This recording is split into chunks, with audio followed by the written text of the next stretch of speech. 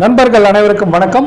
இன்னைக்கு நம்ம பார்க்க போகிறது குரூப் 2A பணியிடங்களுக்கான நோட்டிஃபிகேஷன் ரிலீஸ் பண்ணியிருக்காங்க. அதை நிறைய பேர் வந்து பார்த்தீங்கன்னா அப்ளை பண்ணுறதுக்கு வரீங்க. அப்ளை பண்ணுறதுக்கு வரும்போது நோட்டிஃபிகேஷன்ஸ் வந்து தெளிவாக படிக்காமல் வந்துடுறீங்க. ஸோ அந்த நோட்டிஃபிகேஷன்ஸ் நம்ம ஃபஸ்ட்டு ஒரு டைம் ரீட் பண்ணிவிட்டு அதுக்கப்புறம் அப்ளை பண்ண போனீங்கன்னா உங்களுக்கே ஒரு கான்ஃபிடன்ஸ் இருக்கும்.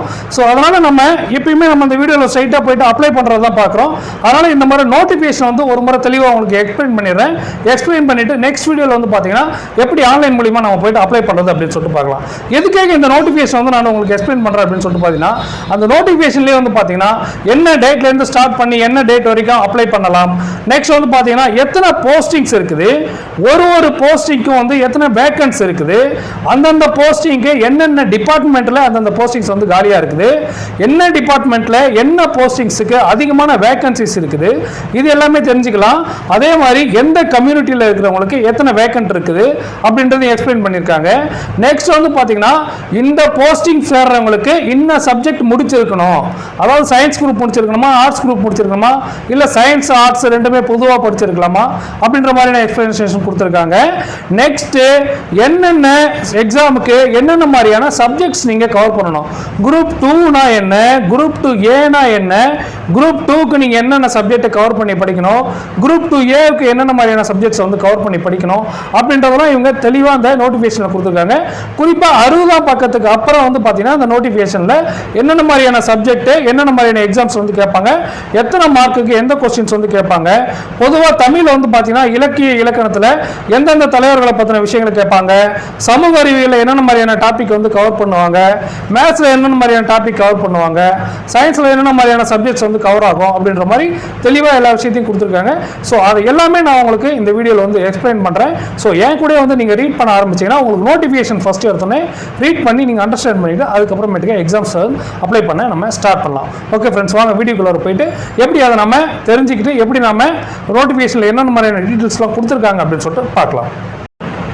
நண்பர்கள் அனைவருக்கும் வணக்கம். இன்றைக்கி நம்ம பார்க்க போகிறது என்ன அப்படின்னு சொல்லிட்டு பார்த்தீங்கன்னா, தமிழ்நாடு டிஎன்பிசியில் வந்து பார்த்தீங்கன்னா குரூப் 2A பணிகளுக்கான நோட்டிஃபிகேஷன் ரிலீஸ் பண்ணியிருக்காங்க. அதை பற்றி தான் பார்க்க போகிறோம். ஓகே ஃப்ரெண்ட்ஸ், வாங்க வீடியோக்குள்ளே போகலாம். அதுக்கு முன்னாடி என்னுடைய சேனலை யாரும் சப்ஸ்கிரைப் பண்ணாமல் வந்தீங்கன்னா சப்ஸ்கிரைப் பண்ணி என்னுடைய சேனலுக்கு சப்போர்ட் பண்ணுங்கள். மறக்காமல் உங்களுடைய நண்பர்களுக்கு இந்த வீடியோவை ஷேர் பண்ணுங்கள். ஏற்கனவே நிறைய வீடியோஸ் நான் போட்டுட்டு இருந்தேன், நடுவில் கொஞ்சம் கேப் இருந்துருச்சு. அது என்ன காரணம் அப்படின்னு சொல்லிட்டு பார்த்தீங்கன்னா, இப்போ தான் எனக்கு ஒரு 5 வருஷம் கழித்து குழந்தை பிறந்தது, கல்யாணம் ஆகி. ஸோ குழந்தைக்கான ஒர்க்கு, குழந்தைக்காக நைட்டில் அவங்க கூட இருந்துட்டு படுறதுனால கடையை என்னால் சரியாக திறக்க முடியல, வீடியோஸ் என்னால் கண்டினியூஸாக போட முடியல. சாரி ஃப்ரெண்ட்ஸ், என்னுடைய சேனலை சப்ஸ்கிரைப் பண்ணி சப்போர்ட் பண்ணவங்களுக்கு சரியாக என்னால் வீடியோஸ் கொடுக்க முடியலன்றது போது எனக்கு ரொம்ப வருத்தமாக இருக்குது. ஸோ இதுக்கப்புறம் நான் கரெக்டாக பண்ணலாம்னு நினைக்கிறேன். ஓகே, வாங்க வீடியோக்குள்ளே போகலாம். குரூப் 2னா என்ன, குரூப் 2Aனா என்ன அப்படின்றத பற்றி நீங்கள் இந்த வீடியோவில் தெளிவாக தெரிஞ்சுக்கிட்டு நீங்கள் அப்ளை பண்ணுங்கள். நீங்களும் இந்த PDF ஒரு முறை நல்லா படிங்க. இப்போ இதில் முக்கியமாக வந்து பார்த்திங்கன்னா என்ன அப்படின்னு சொல்லிட்டு பார்த்தீங்கன்னா, ஃபஸ்ட்டு இடத்துல என்ன கொடுத்துருக்காங்க, தேர்வர்கள் தேர்வுக்கான தகுதியை உறுதி செய்தல். அதுக்கப்புறம் வந்து பார்த்திங்கன்னா முக்கியமான நாள் மற்றும் நேரம், மறைட்டாக இந்த டேட் வந்து கொடுத்துருக்காங்க. 19/7/2024 தான் வந்து கடைசி தேதி. ஸோ எல்லாம் சீக்கிரமாகவே கொஞ்சம் அப்ளை பண்ண ஆரம்பிங்க. ஏன்னா கடைசி நேரங்களில் வெப்சைட் வந்து சரியாக ஒர்க் ஆகாமல் போகிறதுக்கான வாய்ப்புகள் இருக்குது. ஒரு முறை பதிவு மற்றும் இணைய வழி விண்ணப்பம், நம்ம அதை எப்படி அப்ளை பண்ணுறதுன்னு சொல்லிட்டு ஆன்லைனில் போய்ட்டு பார்த்துக்கலாம். விண்ணப்ப திருத்த சாளரம், சப்போஸ் நம்மளுடைய அப்ளிகேஷனில் ஏதாவது கரெக்ஷன் இருந்ததுன்னா அதை எப்போ பண்ணலாம் அப்படின்றத அவங்க டேட் கொடுத்துருக்காங்க. 24/7/2024 26/7/2024 அந்த 3 நாட்களுக்குள்ளார நம்ம மறுபடியும் அங்கே ஓப்பன் பண்ணுவாங்க. நமக்கு அந்த டைம் முடிஞ்சதுக்கப்புறமும் அந்த சமயத்தில் நீங்கள் பண்ணிக்கலாம். இப்போ அதே மாதிரி நிறைய பேர் வந்து என்ன பிரச்சனை ஆகுதுன்னு சொல்லிட்டு பார்த்தீங்கன்னா, இந்த வனவர் பதவிக்கு விருப்பத்தினை தெரிவித்தல், இந்த வனவர் ஃபாரஸ்ட் கார்டெலாம் போடுறாங்க இல்லையா, அதுக்கு வந்து நம்ம அப்ளை பண்ணலாமா அப்ளை பண்ணக்கூடாதா, நம்ம ஜென்ரலாக இருக்கிற கோர்ஸில் இருக்கிறவங்க அதுக்கு பண்ணலாமா என்னன்ற மாதிரி நிறைய பேருக்குமே குழப்பம் இருக்கும்.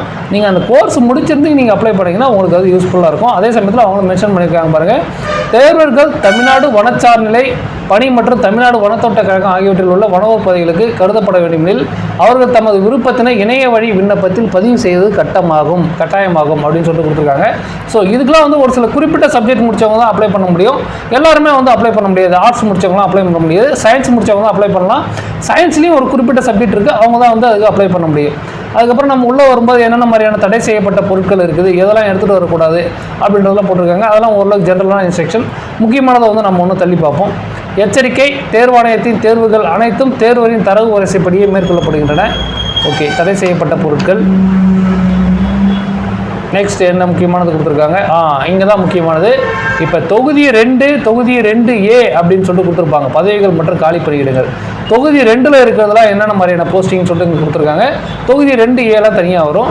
இப்போ இந்த பேஜை வந்து நீங்கள் பார்த்தீங்கன்னா இது எத்தனாவது பேஜ் இது, இந்த பேஜை வந்து கரெக்டாக நோட் பண்ணிக்கோங்க. 3வது பேஜ்லேயே கொடுத்துருக்காங்க பாருங்கள், பதவிகள் மற்றும் காலி பணியிடங்கள் என்ன அப்படின்னு சொல்லிட்டு கொடுத்துருக்காங்க. உதவி ஆய்வாளர் எத்தனை பணியிடங்கள் இருக்குது, அதே மாதிரி துணை வணிக வரி அலுவலர் அவங்களுக்கு எத்தனை பணியிடங்கள் இருக்குது, அது எந்த துறையில் வேலை இருக்குது, வணிக வரியில் வேலை இருக்கா, தொழிலாளரில் வேலை இருக்கா, வேலைவாய்ப்பு மற்றும் பயிற்சி துறையில் இருக்கா, தமிழ்நாடு தொழிலாளர் சார்நிலை பணி, இது மாதிரி வந்து ஒவ்வொன்றும் தனித்தனியாக கொடுத்துருக்காங்க பாருங்கள். இதை கரெக்டாக நோட் பண்ணி வச்சுக்கோங்க. குழந்தைகள் நலன் மற்றும் சிறப்பு சேவைகள், தமிழ்நாடு சமூக பாதுகாப்பு சார்நிலை பணித்துறை, இது மாதிரி ஒரு டிபார்ட்மெண்ட்லேயும் ஒரு குறிப்பிட்ட போஸ்டிங்ஸ் கொடுத்துருக்காங்க. இப்போ இதில் வந்து பார்த்தீங்கன்னா ஓரளவுக்கு வனவர் தான் வந்து பார்த்தீங்கன்னா கொஞ்சம் போஸ்ட்டு கொஞ்சம் அதிகமாக இருக்குது. இதில் ஒரு 107 போஸ்ட் இருக்குது. தமிழ்நாடு வனத்தோட்ட கழகத்தில் ஒரு 7 போஸ்ட் இருக்குது. ஆக முதல் இப்போ குரூப் 2ல் வந்து எத்தனை போஸ்ட் இருக்குது, 507 போஸ்ட் இருக்குது இதில். ஸோ இது மாதிரி நீங்கள் வந்து ஒவ்வொரு இதுவாக பார்த்து நீங்கள் பார்த்துங்க. அப்போ அடுத்தது இங்கே பாருங்கள், குரூப் 2A. குரூப் 2Aவில் வந்து என்னென்ன மாதிரியான போஸ்டிங்ஸ் இருக்குன்னு கொடுத்துருக்காங்க பாருங்கள். தலைவர் மற்றும் மேலாண்மை இயக்குநரின் நேர்முக உதவியாளர், காலி பணியிடங்களின் எண்ணிக்கை 1. முதுநிலை ஆய்வாளர், தமிழ்நாடு கூட்டுறவு சார்நிலை பணி, கூட்டுறவு சங்கங்கள் 407 போஸ்டிங் இருக்குது. ஸ்டார் போட்டிருக்காங்கன்னா அது சில நேரங்களில் ஏறதுக்கான வாய்ப்புகள் இருக்குது அந்த காலி பணியிடங்களோட எண்ணிக்கை. அதே மாதிரி உதவி ஆய்வாளர், உள்ளாட்சி நிதி தணிக்கை 273 போஸ்டிங், ஓரளவுக்கு கொஞ்சம் அதிகமாக இருக்கிறதே சொல்லிட்டு இருக்கிறேன் உங்கள்கிட்ட. எதுக்கு ஏன்னா நம்ம இந்த போஸ்டிங்லாம் நம்ம கொஞ்சம் அதிகமாக இருக்குது. நீங்கள் அதுக்கான சப்ஜெக்ட் என்ன அப்படின்னு சொல்லிட்டு கீழே கொடுத்துருக்காங்க. அது சப்ஜெக்ட்னா என்னென்னா அதுக்காக நீங்கள் என்ன படிச்சிருக்கணும் அப்படின்னு சொல்லிட்டு கொடுத்துருக்காங்க. அடுத்தது வருவாய் உதவியாளர். வருவாய் உதவியாளருக்கு வந்து எந்தெந்த மாவட்டத்தில் எத்தனை போஸ்டிங் இருக்குன்னே கொடுத்துருக்காங்க பாருங்கள். வருவாய் உதவியாளர் செங்கல்பட்டு மாவட்டத்துக்கு 2 போஸ்டிங் இருக்குது, சென்னைக்கு 22 போஸ்டிங் இருக்குது, கோயம்புத்தூருக்கு 11 போஸ்டிங் இருக்குது, கடலூருக்கு 2 போஸ்டிங்கு. இது மாதிரி ஒரு டிஸ்ட்ரிக்ட்டுக்கு தனித்தனியாக கொடுத்துருக்காங்க. ஸோ இது 4வது பேஜில் இருக்குது. இந்த 4வது பேஜில் போய் நீங்கள் பார்த்தீங்கன்னா இப்போ உங்களுக்கு அந்தந்த டிஸ்ட்ரிக்டில் எத்தனை போஸ்டிங் இருக்குன்றதையும் அவங்க தெளிவாக கொடுத்துட்டாங்க. அதே மாதிரி உதவியாளரில் வந்து குடிமைப் பொருள் வழங்கல் மற்றும் தொழில் மற்றும் வணிகம், காவல்லையும் வந்து பார்த்தீங்கன்னா உதவியாளர் போஸ்டிங்க்கு 61 பேர் எடுக்கிறாங்க. போலீஸ் டிபார்ட்மெண்ட்டில் 61 உதவியாளர் போஸ்டிங் எடுக்கிறாங்க. நெக்ஸ்ட்டு உதவியாளர் மருத்துவம் மற்றும் ஊரக நலத்துறை 28. இது மாதிரி ஓரளவுக்கு அதிகமாக இருக்கிற போஸ்டிங்லாம் என்னென்ன இருக்குதுன்னு சொல்லிட்டு பாருங்கள். இது மாதிரி இடத்துலலாம் வந்து உங்களுக்கு போஸ்டிங்ஸ் கிடைக்கிறதுக்கு வாய்ப்புகள் இருக்குது. ஸோ அதனால் வந்து என்னென்ன போஸ்டிங்கு என்னென்ன டிபார்ட்மெண்ட்டில் இருக்குது அப்படின்றதையும் நல்லா தெளிவாக படித்து பார்த்துக்கோங்க. இந்தந்த பேஜஸ்லாம் கொடுத்துருக்காங்க. நெக்ஸ்ட் அதே மாதிரி உதவியாளர் பள்ளிக்கல்வித்துறையில் 172 போஸ்டிங் வந்து உதவியாளர் போஸ்டிங் இருக்குது. ஸோ அதையுமே வந்து இப்போ அவங்க கொடுத்துருக்காங்க. குரூப் 2Aவில் இருக்குது. ஓகே, குரூப் 2A இது மாதிரி தனித்தனியாக கொடுத்துருக்காங்க பாருங்கள். ஒவ்வொன்றிலையும் எத்தனை போஸ்டிங்ஸ் இருக்குது அப்படின்னு சொல்லிட்டு நமக்கு வந்துகிட்டு இருக்குது இதில். ஸோ இன்னும் நீட்டாக போயிட்டே இருக்குது. 44 டிபார்ட்மெண்ட்டு 44 போஸ்டிங்ஸ் இருக்குது. இதில் வந்து பார்த்தீங்கன்னா 1860 போஸ்டிங் வருது குரூப் 2Aவில் மட்டும். இதுக்கு முன்னாடி பார்த்தது ஒரு 580 போஸ்டிங் இருக்குது குரூப் 2ல். ஸோ இது மாதிரி ஒவ்வொருக்கும் தனித்தனியாக அவங்க கொடுத்துருக்காங்க. குரூப் 2A குரூப் 2 பணிகளுக்கான பதவியின் பெயர், பதவி குறியீடு, வயது வரம்பு என்ன அப்படின்னு சொல்லிட்டு கொடுத்துருக்காங்க பாருங்கள். ஒரு போஸ்டிங்கான வயது வரம்புகள்லாம் என்ன கொடுத்துருக்காங்க. வயது வரம்பு அதிகபட்ச வயது வரம்பு பூர்த்தி எடுத்துக்கூடாது, 42 வயது வந்து நமக்கு தாண்டி போகக்கூடாது. குறைந்தபட்ச வயது வரம்பு 26 வயது பூர்த்தி அடைந்திருக்க வேண்டும். ஸோ 26 வயது பூர்த்தி அடைஞ்சவங்க தான் இதுக்கு அப்ளை பண்ணலாம். அதிகபட்ச வயது 42 தாண்டி இருக்கக்கூடாது. வயது வரம்பு சலுகை நிர்ணயிக்கப்பட்ட குறைபாடு உடையவர்களுக்கு, மாற்றுத்திறனாளிக்கு 52, முன்னாள் இராணுவத்தினருக்கு 50, ஆதரவற்ற விதவைக்கு அதிகபட்ச வயது வரம்பே கிடையாது. அவங்க எத்தனை வயது வரைக்கும் வேணாலும் அப்ளை பண்ணிக்கலாம். ஸோ இதெல்லாம் கரெக்டாக நீங்கள் பார்த்துக்கோங்க. நிறைய பேர் அப்ளை பண்ணுற நேரத்துக்கு நம்ம ஐடியை கிரியேட் பண்ணி வச்சுட்டு உள்ளே போய்ட்டு நம்ம தேடிட்டு இருப்போம், நம்ம போட முடியுமா போட முடியாதா அப்படின்ற மாதிரி. ஸோ அதெல்லாம் இங்கேயே நீங்கள் அவாய்ட் பண்ணிக்கலாம். அதுக்கு ஏதாவது நோட்டிஃபிகேஷனை தெளிவாக பார்க்கணும் ஃபஸ்ட்டு. ஸோ இப்போ அடுத்தது துணை வணிக வரி அலுவலர், அவங்களுக்குலாம் எத்தனை வயசில் இருக்கணும் அப்படின்னுட்டும் ஒவ்வொருத்தவங்களும் போட்டிருக்காங்க பாருங்கள்.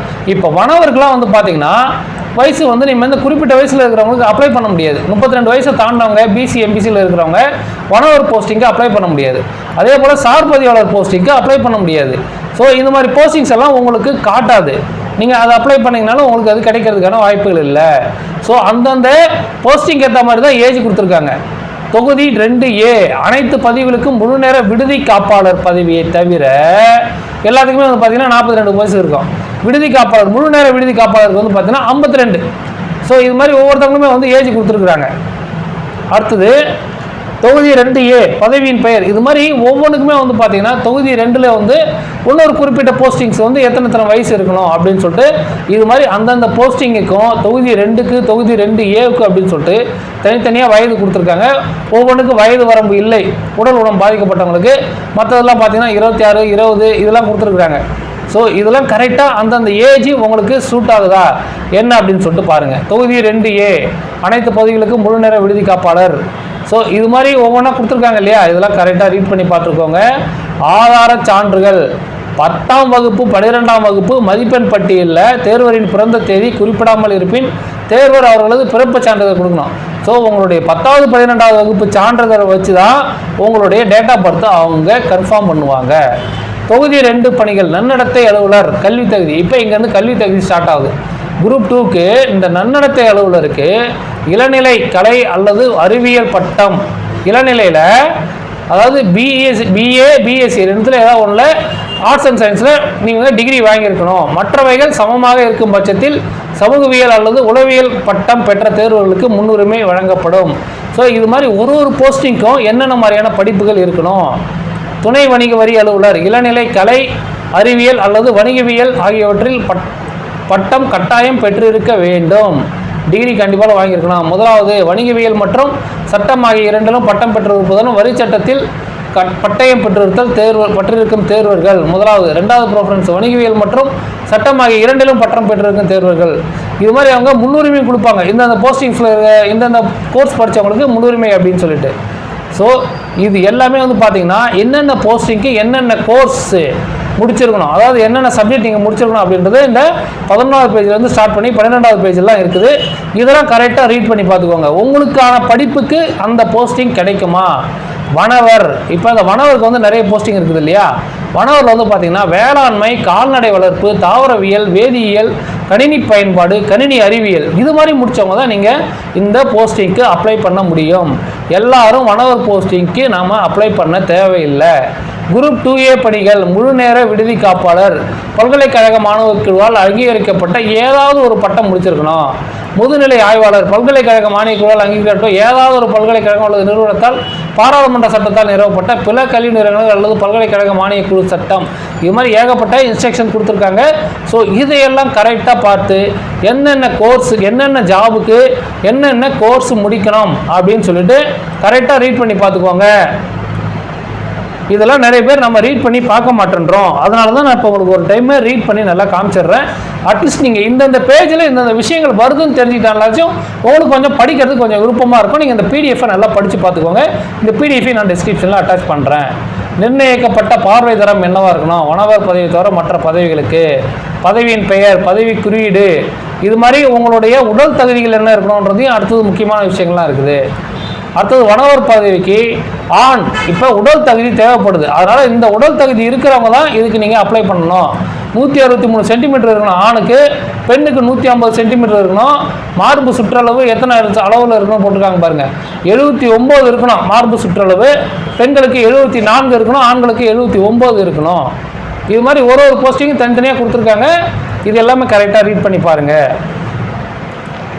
நெக்ஸ்ட்டு முக்கியமான விஷயங்கள் என்ன, வனவர் பதவிக்கு உடற்திறன் சோதனை நடக்கும். அடுத்ததான் இந்த 6 தேர்வு முறை திட்டம் சொல்லிட்டு 23வது பேஜில் இருக்குது. இதில் வந்து பார்த்தீங்கன்னா பொது அறிவு, திறன் அறிவு, மனக்கணக்கு, நுண்ணறிவு இது மாதிரி வந்து பார்த்தீங்கன்னா எந்தெந்த சப்ஜெக்ட்டுக்கு எத்தனை மார்க்கு எவ்வளோ மணி நேரம் எக்ஸாம் அப்படின்னு சொல்லிட்டு கொடுத்துருக்காங்க. எத்தனை கொஸ்டின் கேட்பாங்கன்னு கொடுத்துருக்காங்க. நெக்ஸ்ட்டு தொகுதி 2 பணிகளுக்கான முதன்மை தேர்வு எப்படி இருக்கும், தாள் 1ல் வந்து என்ன கொஸ்டின் கேட்பாங்க, அதுக்கு எத்தனை மார்க் இருக்கும் அப்படின்னு சொல்லிட்டு கொடுத்துருக்காங்க பாருங்கள். இதெல்லாம் நீங்கள் தெரிஞ்சுக்கோங்க. தொகுதி 2னா என்ன, தொகுதி 2Aனா என்ன, எப்படி இருக்கும் அப்படின்னு சொல்லிட்டு இந்த நோட்டிஃபிகேஷன்லாம் நீங்கள் தெளிவாக பார்த்துக்கிட்டு அப்ளை பண்ணிக்கோங்க. அடுத்தது வந்து பார்த்தீங்கன்னா அதில் என்ன கொடுத்துருக்காங்க, தமிழ் மொழி தகுதி தேர்வு 10ஆம் வகுப்பு தரம், அதிகபட்ச மதிப்பெண்கள் 100, காலம் 3 மணி நேரம், குறைந்தபட்ச தகுதி மதிப்பெண்கள் 40. விரிந்துரைக்கும் வகை தேர்வின் வகை வந்து பார்த்தீங்கன்னா விரிந்துரைக்கும் வகை, இது OMR கிடையாது. இது அப்போ நீங்கள் என்ன பண்ணணும், பேராகிராஃப் மாதிரி எழுதணும். இப்போ மேலே பார்த்தீங்கன்னா என்ன கொடுத்துருக்காங்க, OMR நீங்கள் ஒலிக்குறி உணரி, அதாவது வந்து பார்த்தீங்கன்னா நம்ம அதை ஸ்கேன் பண்ணி ரிசல்ட் எடுத்துருவாங்க. இது வந்து விரிந்துரைக்கும் வகையின் போது நீங்கள் பேராகிராஃப் மாதிரி எழுதணும். அதே மாதிரி இங்கே கீழே வந்து பார்த்தீங்கன்னா பொது அறிவு பட்டை படிப்பு 300 மார்க் அதிகபட்ச மதிப்பெண்கள் 3 மணி நேரம். ஸோ இது மாதிரி ஒவ்வொன்றா கொடுத்துருக்காங்க பாருங்க. அடுத்தது 2A வந்து எப்படி கொடுத்துருக்காங்க, தாள் 1 வந்து பார்த்தீங்கன்னா பேப்பர் 1ல் தமிழ் மொழி 10ஆம் வகுப்பு தேர்வு முறையில் வந்து பார்த்தீங்கன்னா அதிகபட்ச மதிப்பெண்கள் 100, காலம் 3 மணி நேரம் சொல்லி கொடுத்துருக்காங்க. குறைந்தபட்ச மதிப்பெண்கள் எவ்வளோ, 40 மதிப்பெண்கள் எடுத்துருக்கணும். தேர்வின் வகை விரைந்திருக்கும் வகை. இதில் நீங்கள் பாஸ் பண்ணிங்கன்னா தான் அடுத்தது தாள் 2 பொது நுண்ணறிவு மற்றும் பகுத்தறிவு பொது தமிழ் 10ஆம் வகுப்பு.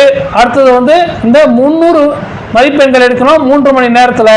இந்த மார்க்லாம் வந்து நீங்கள் இதெல்லாம் எடுத்தால் தான் நீங்கள் அதில் பாஸ்னே உங்களுக்கு வரும். CBT கம்ப்யூட்டர் பேஸ்டு டெஸ்ட் கணினி வழி தேர்வில் நடக்கும். இதெல்லாம் இப்படி நடக்கும் அப்படின்னு சொல்லிட்டு சொல்லியிருக்காங்க. ஸோ இதெல்லாம் நீங்கள் தெளிவாக படித்து வச்சுக்கிட்டிங்கன்னா குரூப் 2னா என்ன, குரூப் 2A என்னன்னு இன்னும் நிறைய பேருக்கு தெரிய மாட்டேறது அப்ளை பண்ண வரவங்களுக்கு. ஸோ இந்த நோட்டிஃபிகேஷன்லாம் நீங்கள் பார்த்தீங்கன்னா ஓரளவுக்கு தெரியறதுக்கான வாய்ப்புகள் இருக்குது. பணி நியமன இட ஒதுக்கீடு, தேர்வுகளுக்கான தகவல் பரிமாற்றம், தேர்வாணையத்துடனான தகவல் தொடர்பு, இதெல்லாம் வந்து எப்படி கொடுக்குறாங்க அப்படின்றது நீங்கள் இதில் வந்து தெரிஞ்சுக்கலாம். ஸோ இந்த டீட்டெயில்ஸ் எல்லாமே நீங்கள் ஓரளவுக்கு தெளிவாக படித்து பார்த்துக்கோங்க. பிறச்சேர்க்கை, இணைய வழியில் விண்ணப்பிக்கும் முறை, இந்த வீடியோவை நம்ம பின்னாடி போடுவோம். இன்றைக்கே இல்லைனா இன்றைக்கி நைட்டு இல்லை இன்றைக்கி நாளைக்கு காலையில் உங்களுக்கு அதுக்கான வீடியோ எப்படி அப்ளை பண்ணுறது ஆன்லைனில் போய்ட்டு அது எப்படி அப்ளை பண்ணுறதுன்னு சொல்லிட்டு உங்களுக்கு போடுவேன். அதே சமயத்தில் உங்களுடைய ஐடி பாஸ்வேர்டு மிஸ் ஆகிடுச்சுன்னா எப்படி நீங்கள் ரெக்கவர் பண்ணுறது அப்படின்றத பற்றி அந்த வீடியோவில் நான் கொடுக்குறேன். ஃபோட்டோஸ் வந்து பார்த்தீங்கன்னா எப்பயுமே இது மாதிரி அப்லோட் பண்ணுங்கள். உங்களுடைய ஷோல்டர் வரைக்கும் இருக்கலாம், இல்லை உங்கள் கழுத்து வரைக்கும் இருக்கலாம். அதுக்கே உங்களுடைய நேம் போட்டு இன்னைய டேட்டில் அப்ளை பண்ணுறீங்களோ அன்னைய டேட் வர மாதிரி வச்சு அப்ளை பண்ணிக்கோங்க. டிஜிட்டல் வடிவிலான புகைப்படம், கையெழுத்து, தேர்வு மையங்கள், முதுநிலை தேர்வுக்கு வந்து பார்த்தீங்கன்னா எந்தெந்த இடத்துல தேர்வு மையங்கள் இருக்கும் அப்படின்னு சொல்லிட்டு இங்கெல்லாம் போட்டிருக்காங்க. ஸோ இது கரெக்டாக இந்த 29 பேஜில் கொடுத்துருக்காங்க. இதெல்லாம் கரெக்டாக நோட் பண்ணிக்கோங்க, நோட் பண்ணி பார்த்துக்கோங்க.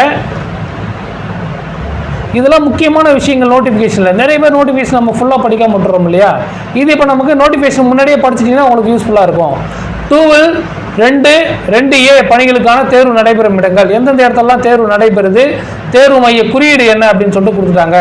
விண்ணப்பத்தை சரிபார்ப்பதற்கான வாய்ப்பும் நமக்கு கொடுக்குறாங்க. அதுக்கப்புறம் அந்த ஒரு குறிப்பிட்ட நாள்லேருந்து நம்ம போட்ட அப்ளிகேஷனை மறுபடியும் கரெக்ஷன் பண்ணி ஓப்பன் பண்ணி பார்த்துக்கலாம். நெக்ஸ்ட் அடுத்த டாபிக் என்ன, இணைய வழி விண்ணப்பத்தில் திருத்தம் செய்வது. விண்ணப்ப திருத்த சாளரம்னா நமக்கு அந்த டேட் என்ன கொடுக்குறாங்க அப்படின்னு சொல்லிட்டு கொடுத்துருப்பாங்க. ஸ்டார்டிங்லேயே உங்களுக்கு சொல்லியிருப்பேன் நான் இந்த வீடியோடைய ஆரம்பத்திலே என்ன டேட்லேருந்து என்ன டேட் வரைக்கும் நம்ம கரெக்ஷன் பண்ணிக்கலாம் அப்படின்னு சொல்லிட்டு. பணி விவரங்கள், தேர்வர் இணைய வழியில் விண்ணப்பிக்கும் போது இந்திய அரசின் அல்லது இந்தியாவில் உள்ள ஒரு மாநில அரசின் பணியில் அல்லது உள்ளாட்சி அமைப்புகள் அல்லது பல்கலைக்கழகங்கள் அல்லது இந்திய அரசின் இது மாதிரி எழுதி தள்ளியிருப்பாங்க. எல்லாத்தையுமே ஒரு முறை படித்து பார்த்துக்கோங்க. தடையின்மை சான்றிதழ், ஒவ்வொருத்தவங்களுக்கும் இது முக்கியமாக இருக்கும், ஒவ்வொருத்தவங்களுக்கு இது முக்கியமானதாக இல்லாமல் இருக்கலாம். ஸோ அதனால் எல்லா பேஜுமே நீங்கள் ஒரு முறை ரீட் பண்ணி பார்த்துட்டிங்கன்னா உங்களுக்கு எது தேவையோ அதை நீங்கள் எடுத்துக்கலாம். இப்போ இது முன்னாள் இராணுவத்தினருக்கு வந்து இந்த பேஜ் யூஸ்ஃபுல்லாக இருக்கும், 40வது பேஜ். இது மற்றவங்களுக்கு ஜென்ரலாக அப்ளை பண்ணுறவங்களுக்கு இந்த பேஜ் வந்து தேவைப்படாது. ஸோ அந்த முன்னாள் இராணுவத்தினருக்கு என்னென்ன மாதிரியான பெனிஃபிட்லாம் இருக்குது அப்படின்றத நீங்கள் பார்த்துக்கலாம். அது மாதிரி வந்து பார்த்தீங்கன்னா முன்னாள் இராணுவத்தினர் சமர்ப்பிக்க வேண்டிய சான்றிதழ் படிவங்கள் என்ன அப்படின்னு சொல்லி கொடுத்துருக்காங்க. பணியாற்றும் நபருக்கான சான்றிதழ், நீங்கள் ஏற்கனவே டிபார்ட்மெண்ட்டில் இருக்கிறீங்க அப்படின்னும் போது உங்களுக்கான சான்றுகள் என்ன அப்படின்னு சொல்லிட்டு கொடுத்துருப்பாங்க. அடுத்தது இங்கே வந்து பார்த்தீங்கன்னா சர்டிஃபிகேட் ஆஃப் நிர்ணயிக்கப்பட்ட அலுவலரிடமிருந்து பெறப்பட்ட மாற்றுத்திறனாளி சான்றிதழ். மாற்றுத்திறனாளியாக இருக்கிறீங்க, உடல் ஊனமுற்றவர்களுக்கு வந்து பார்த்தீங்கன்னா அந்த மாற்றுத்திறனாளி சான்றிதழ் எப்படி வைக்கணும்னு சொல்லிட்டு கொடுத்துருக்காங்க. சர்டிஃபிகேட் ஆஃப் டிசபிலிட்டி, உடல் ஊனத்துக்கு நீங்கள் சொல்லிட்டு தனியாக வந்து சர்டிஃபிகேட் வைக்கணும். ஸோ இது மாதிரி எல்லாமே படித்து பார்த்துட்டிங்கன்னா உங்களுக்கு எது யூஸ்ஃபுல்லாக இருக்கோ அதை நீங்கள் எடுத்துக்கலாம் இந்த பிடிஎஃப்ல இருந்து. நெக்ஸ்ட் என்ன முக்கியமானது கொடுத்துருக்காங்கன்னு சொல்லிட்டு பார்க்கலாம். ஆதரவற்ற விதவைகள், தேர்வு கட்டண சலுகை, இவங்களுக்கெல்லாம் தேர்வு கட்டண சலுகைகள் இருக்குது. ஆதரவற்ற விதவைகள், அதுக்கப்புறம் எஸ்சிங்களுக்கெல்லாம் தேர்வு கட்டண சலுகை இருக்கும். தமிழ் வழியில் கல்வி பயின்றோர், தமிழ் வழியில் படித்த நபர் என்றால் மாநிலத்தில் நேரடி நியமனத்தின் வாயிலாக நிரப்பப்படும் பதவிகளுக்கு சிறப்பு ஊதியங்களில் பரிந்துரைக்கப்பட்ட கல்வி தகுதி வரை தமிழ் வழியில் படித்தவர் ஆவார். பட்டப்படிப்பு கல்வி தகுதியாக நிர்ணயிக்கப்பட்ட தேர்வுகளில் ஒருவர் 1ஆம் வகுப்பு முதல் பட்டப்படிப்பு வரைக்கும் நீங்கள் தமிழ் வழி கல்வி சான்று வச்சிருக்கணும். நெக்ஸ்ட் ஆதார ஆவணங்கள்.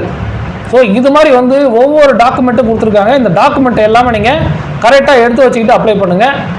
தமிழ் வழியில் பயின்றதுக்கான சான்று, இந்த சான்றும் வைக்கலாம். அதுக்கப்புறம் இ-சேவை மையங்கள் மூலயமா நீங்கள் அப்ளை பண்ணி உங்கள் ஸ்கூல்லேயே கொடுத்துருப்பாங்க, ஆன்லைன்லேயே பிரிண்ட் அவுட் எடுத்துருப்பீங்க, அது மாதிரியான சான்றுகளையும் நீங்கள் வைக்கலாம். ஸோ இது ரெண்டுத்துல எது வேணாலும் நீங்கள் வைக்கலாம், நீங்கள் அதனால் போட்டு குழப்பிக்க தேவையில்லை. இது மாதிரி ஒவ்வொரு விஷயங்களுக்கும் அந்த பிடிஎஃப்ஸ்லாம் வந்து கொடுத்துருக்காங்க பாருங்கள், எல்லாமே தெளிவாக இருக்குது. அடுத்தது வந்து பார்த்தீங்கன்னா ஒருங்கிணைந்த குடிமை பணிகள் முதல் நிலை தேர்விற்கான பாடத்திட்டம். இந்த பாடத்திட்டம் 60லேருந்து ஸ்டார்ட் ஆகுது. 60வது பேஜில் பாடத்திட்டத்தை இணைச்சிருக்காங்க. ஸோ இந்த 60வது பேஜ்லேருந்து பாடத்திட்டங்கள்லாம் வரும். அந்த 60வது பேஜ் நீங்கள் பார்த்துட்டிங்கன்னா உங்களுக்கு யூஸ்ஃபுல்லாக இருக்கும். ஸோ இந்த பேஜுமே வந்து கரெக்டாக நல்லா கவனித்து வச்சுக்கோங்க. 60வது பேஜ்லேருந்து என்ன மாதிரியான இலக்கணத்தில் வந்து எப்படி கேட்போம், அதுக்கப்புறம் வந்து பார்த்தீங்கன்னா இலக்கணத்தில் மாதிரி என்னென்ன மாதிரியான டாபிக் வந்து கவர் பண்ணி எடுப்பாங்க, அடுத்தது இலக்கியத்தில் என்னென்ன மாதிரியான டாப்பிக்கை கவர் பண்ணி எடுப்பாங்க, தமிழ் அறிஞர்களும் தமிழ் தொண்டும் எந்தெந்த தமிழ் அறிஞர்களை பற்றி கேட்போம், அதுலேருந்து என்னென்ன மாதிரியான கொஸ்டின்ஸ் எல்லாம் வரும் அப்படின்ற மாதிரி கொடுத்துருக்காங்க. அப்புறம் இங்கிலீஷ் கிராமர்லேருந்து எப்படி கொஸ்டின்ஸ் கேட்பாங்க அப்படின்றதையும் கொடுத்துருக்காங்க. Part B poetry, figures of speech, இது மாதிரி ஒவ்வொன்றும் கொடுத்துருக்காங்க. அடுத்தது பொது அறிவு, பொது அறிவிலிருந்து நான் என்ன மாதிரியான கேள்விகள் டிஎன்பிசியில் கேட்பாங்க அப்படின்னு சொல்லிட்டு இங்கே கொடுத்துருக்காங்க பாருங்கள். பொது அறிவு பட்டப்படிப்பு தரம், பட்டப்படிப்பு தரம் வந்து பார்த்தீங்கன்னா நம்மளுடைய டிகிரியிலேருந்து அவங்க என்னென்ன மாதிரியான கொஸ்டின்ஸ் கேட்பாங்க அப்படின்றது இல்லாமல் இதில் கொடுத்துருக்காங்க. பட்டப்படிப்பு தரம்னா டிகிரி லெவலுக்கான கொஸ்டின். ஆங்கிலத்தில் எப்படி, இது பொது அறிவில் எப்படி கேட்பாங்க, இந்திய அரசியல், இந்திய ஆட்சியல், இந்திய பொருளாதாரம், இது மாதிரி ஒவ்வொன்றுத்துக்கும் தனித்தனியாக இருக்குது. இந்திய தேசிய இயக்கங்கள், தமிழ்நாட்டின் வரலாறு, மரபு, பண்பாடு மற்றும் சமூக அரசியல் மாற்றங்கள், தமிழகத்தின் வளர்ச்சி நிர்வாகம். இப்போ இந்திய லெவல்லையும் கொஸ்டின் கேட்பாங்க, தமிழக லெவல்லையும் கொஸ்டின் கேட்பாங்க. குரூப் 2 ஏருக்கு மறுபடியும் வேறு கோர்ஸ் வந்து மாறுது. அப்போ தேர்வு திட்டங்கள் எப்படி இருக்குது, தமிழிலிருந்து ஆங்கிலத்துக்கு மொழிபெயர்த்தல், ஆங்கிலத்திலிருந்து தமிழுக்கு மொழிபெயர்க்கணும், சுருக்கி வரைதல், இது மாதிரி ஒவ்வொன்றும் வந்து கொடுத்துருப்பாங்க. தமிழ்லையும் கொடுத்துருப்பாங்க, பொது அறிவியலையும் கொடுத்துருப்பாங்க. ஸோ இங்கே பொது அறிவு பட்டப்படிப்பு தரம் 300 மதிப்பெண்கள், தமிழ்நாட்டின் சிறப்பு பார்வையுடன் நவீன இந்திய வரலாறு 40 மதிப்பெண்கள். ஸோ இது மாதிரிலாம் கேள்வி கேட்பாங்க. நாங்கள் என்ன மாதிரியான கேள்விகள்லாம் கேட்பாங்கன்றதையும் அவங்க உங்களுக்கு கொடுத்துட்டாங்க. இதெல்லாம் நீங்கள் பார்த்து வச்சுக்கிட்டு படிச்சிங்கன்னா உங்களுக்கு ஈஸியாக இருக்கும். நீங்கள் சிலபஸையும் டவுன்லோட் பண்ணி வச்சுக்கோங்க.